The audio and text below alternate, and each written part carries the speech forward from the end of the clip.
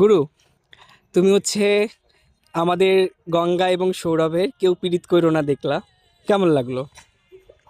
গঙ্গা এবং সৌরভের জন্য অনেক অনেক শুভকামনা এবং ভালোবাসা রইল। আমার কাছে মনে হয়েছে যে সত্যি পীড়িত যে আসলে অনেক জ্বালা দেয়, যন্ত্রণা দেয়, সত্যি বাস্তব চিত্র তারা তুলে ধরেছে।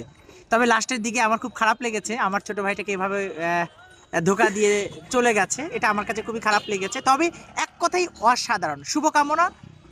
আগামীতে আরও আমরা এরকম সুন্দর সুন্দর কাজ চাই। অনেক অনেক শুভকামনা। মনে হলো যে অনেকদিন পর লালমনিরহাটের একটা ফ্রেশ কাজ দেখলাম, একদম সিনেমাটিক মিউজিক ভিডিও লালমনিরহাটে খুবই কম, তার মধ্যে একটা অন্যতম কাজ হয়ে থাকবে কেউ পীড়িত করো না। অসাধারণ অসাধারণ। কাজল, এতক্ষণ পীড়িত করো না দেখলা, কেমন লাগলো?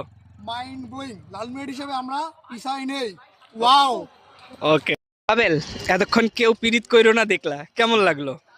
আমার কাছে অনেক ভালো লেগেছে, এবং লালমনিরহাট হিসেবে আমাদের যে আমার ফ্রেন্ড আছে সৌরভ সাহা এবং ছোটো বোন গঙ্গাবুড়ি, ওদের কাজ অনেক অসাধারণ লাগছে। এবং ধন্যবাদ জানাই আহমেদ সবুজ ভাইকে, ধন্যবাদ।